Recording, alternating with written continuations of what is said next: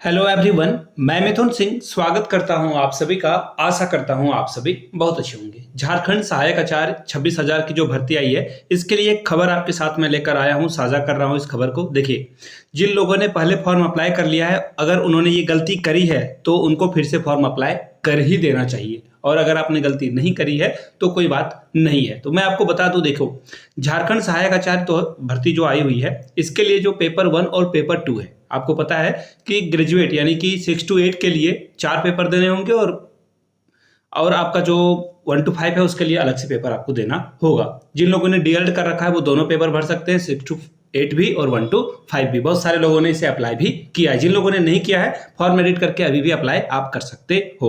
अब बात कर लेते हैं कि क्या पेपर 1 और पेपर 2 में सेम लैंग्वेज रख सकते हैं या नहीं। बिल्कुल आप रख सकते हो, देयर इज नो प्रॉब्लम, किसी तरह की समस्या नहीं आने वाली है।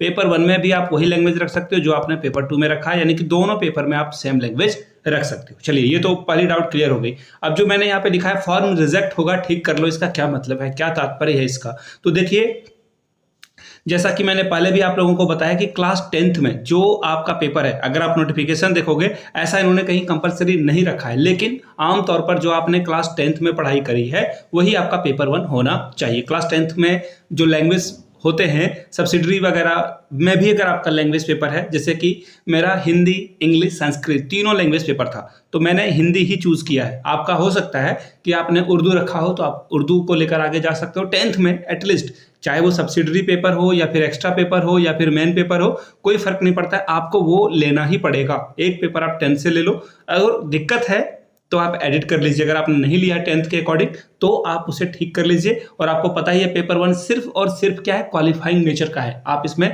कितना भी नंबर ले आओ, फर्क नहीं पड़ता है। अगर आप 30 या 33% है उतना ले आओगे तो आपका काम बन जाएगा, ज्यादा मेहनत करने की जरूरत नहीं है। पेपर 1 देखिए प्योरली जो है जैक बोर्ड के क्लास 10th के सिलेबस पे आधारित होने वाला है। जैसे हिंदी की बात करूं तो नेताजी का चश्मा, ये सब जो आपने पढ़ा है क्लास 10th में, उसी के अकॉर्डिंग यहाँ पे सवाल बनेंगे। तो याद रखिएगा, पेपर 1 क्वालिफाइंग नेचर का है, लेकिन पेपर 2 उस पर आपको काम करने की जरूरत है।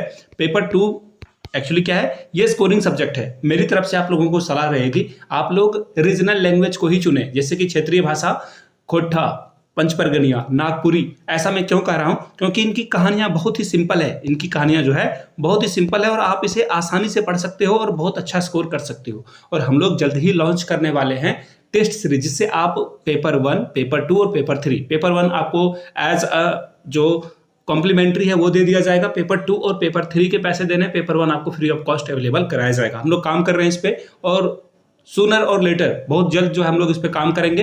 क्योंकि पेपर 3 जो आपका है उसमें हम लोग सिर्फ करंट अफेयर्स को छोड़कर तैयारी करेंगे, क्योंकि करंट अफेयर्स आपको पता है यहाँ स्टैटिक्स जीके बन रहा है झारखंड में, क्योंकि ये एग्जाम पे टाइम पे ले नहीं रहे, तो ऐसे में करंट अफेयर्स को पढ़ना अभी के लिए एज ऑफ नाउ के लिए बेवकूफ़ी है, तो हम लोग उस पर काम नहीं करेंगे।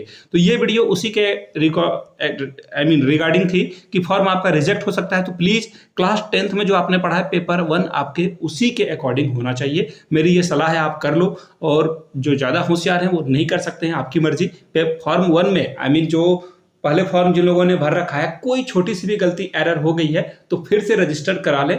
100 रुपए में आपका कुछ नहीं जाने वाला है, तो रजिस्टर कराकर आगे बढ़ जाए। वीडियो को ज्यादा से ज्यादा लोगों तक शेयर करें, साझा करें, उन तक पहुंचाएं, ताकि वो भी जो है इस जानकारी को ले सके।